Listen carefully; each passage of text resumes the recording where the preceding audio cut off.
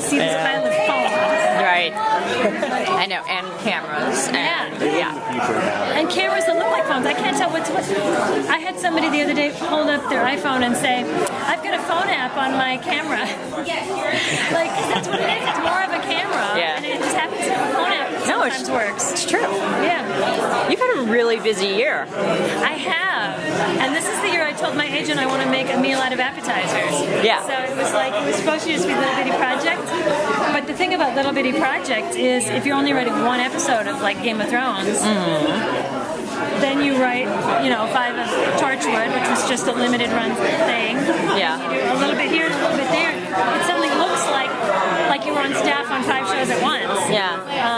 So talk about going from running a show like Caprica to now back into this other environment and working with Russell and Doris and others that come into that environment. Doris, yeah, nothing could have made me happier than moving from running a show to being back being one of the people on a hard-working, wonderful, coordinated team. Because Caprica, as wonderful as it was, being a boss was so much stress and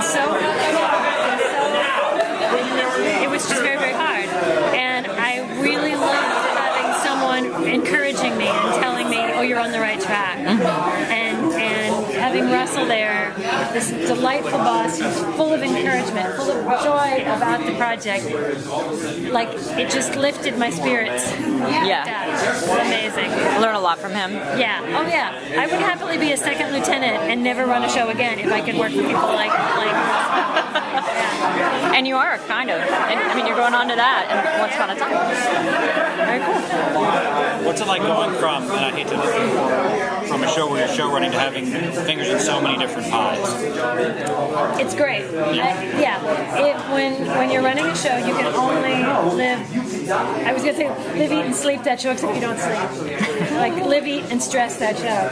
But when you've got all these other different shows going on, you get that wonderful cross-training energy of like, oh, this. I need a break. I can't solve this problem. Oh, we'll work on this thing over here.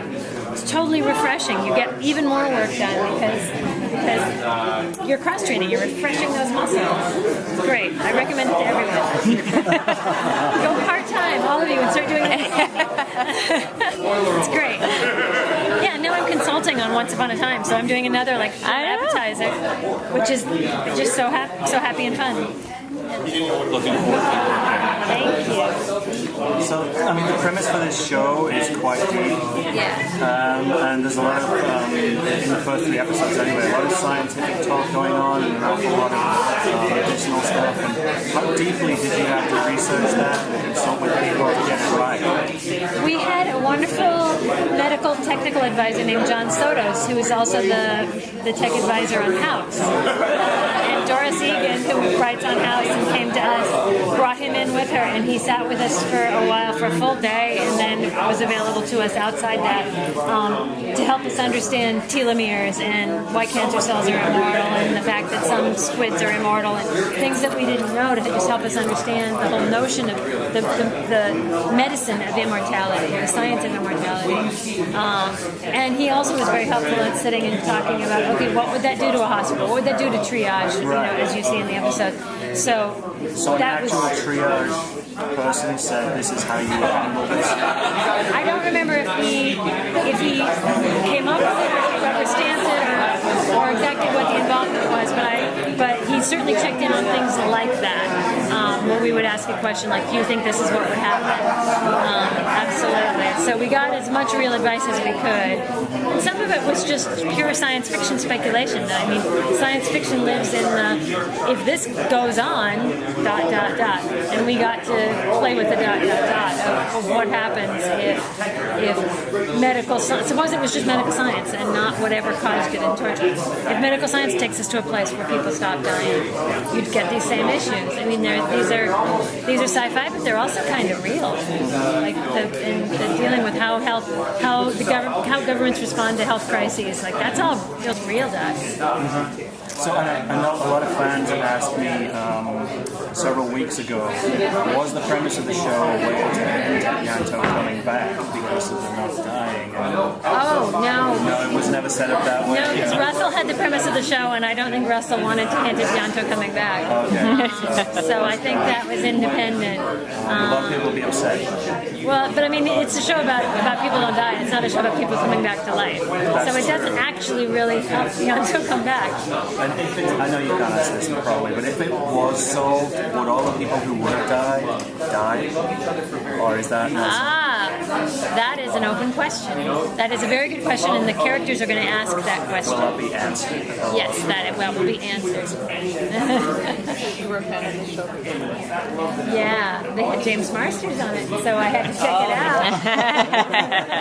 And yes, I became a big fan of the show. And that when they called me, I don't think my agent thought I'd want to do it because I wanted some time off after Caprica. And he was like, "So I know you're too busy," and he I could hear him hanging up the phone. And no, wait. No, that I will do. Was the word Torchwood was mentioned? Yes. Okay, yes. Yeah, there are certain things, no matter how tired you are, you're not going to turn them down. Is there a planned Doctor Who cameo appearance to help solve the miracle kind of thing? Oh, wow. No, but maybe that's a spoiler and I shouldn't say it. But it's too late, isn't it? It's already left them out. Alright, I shouldn't ask that. You did, and I said no. Yes, you did. Okay, we have one more question. One more question. Someone else should ask because I'm going to. All right, guys. You've got a look on your face like you want to ask a question. He looks stunned. I got to do it. Yeah. All right. Will there be a permanent pub being rebuilt for Torchwood? There could be if there's future seasons. Will there be future